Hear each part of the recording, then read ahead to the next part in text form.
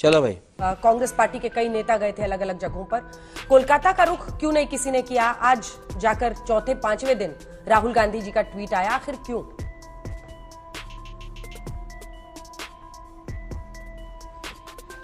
मैं दो चीजें बोलना चाहती हूं अंजना जी। आपने बहुत डायरेक्ट सवाल पूछा और मुझे लगता है राहुल जी के ट्वीट ने काफी हद तक काफी चीजों को बोला है, लेकिन मैं दो चीजें बोलना चाहती हूं आपके डायरेक्ट सवाल का जवाब देने से पहले।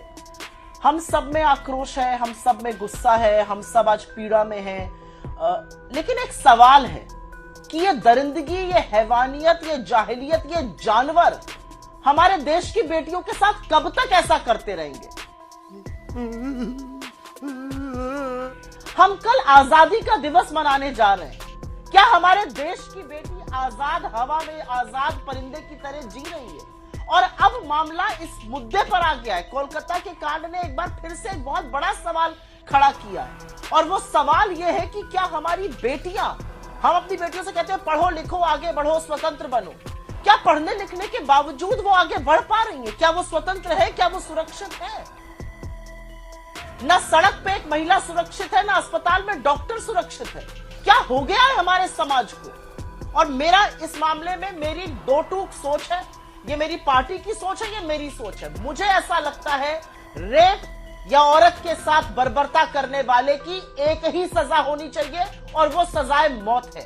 लेकिन मैं सवाल, और मुझे कोई फर्क नहीं पड़ता ये बंगाल का मामला है या ये कांग्रेस शासित कर्नाटक में हो जाए या उत्तर प्रदेश में हो जाए या अगर हमारा राज कल राजस्थान में था वहां हो जाए। मैं फिर से एक बात, और यहां पे एक बात जरूर उठाना चाहती हूं, इन दरिंदों को ये हवानियत करने की हिम्मत कहां से आती है?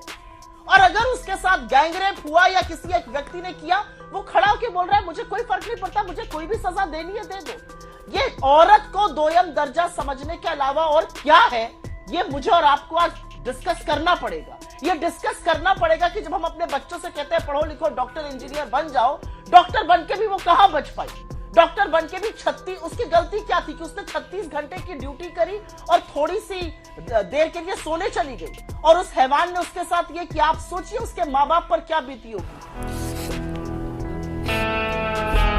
जिन्होंने शायद रात की एक रोटी कम खा के अपनी बेटी को पढ़ाया लिखाया, काबिल बनाया, और अब उसकी अंत्योष्टि करनी पड़ी।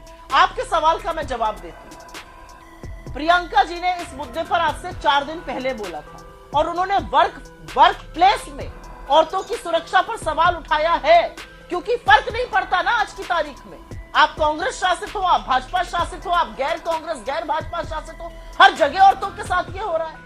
कभी हाथरस होता है, कभी उन्नाव होता है, कभी राजस्थान में लड़की के साथ ऐसा हो जाता है, कभी बंगाल में हो जाता है, कभी कर्नाटक में प्रज्वल रेवन्ना जैसे लोग पाए जाते हैं, और रेप भी होते हैं। मैं ये नहीं कह रही हूँ कि सिर्फ प्रज्वल रेवन्ना। ये क्यों हो रहा है? ये घटना वो दुर्भाग्यपूर्ण है, वो दुर्दैवी है, दुखद है, लेकिन उसकी राजनीति करना उससे ज्यादा दुखद है, क्योंकि शायद एक सभ्य समाज ये नजीर नहीं बना पा रहा है कि ऐसे लोगों की रूह कांप जाए। आप भी एक लड़की की माँ हैं और मैं भी एक लड़की की माँ हूं, और मुझे दुख होता है ये कहते हुए कि मैं अपनी लड़की की आंख में आंख डाल के ये नहीं कह सकती हूँ कि तुम पूरी तरह से सुरक्षित और आजाद हो, क्योंकि वो नहीं है। और मुझे इस बात की तकलीफ है, मुझे इस बात की तकलीफ है कि इस देश की आधी आबादी झेलती है और सिर्फ असुरक्षा झेलती है।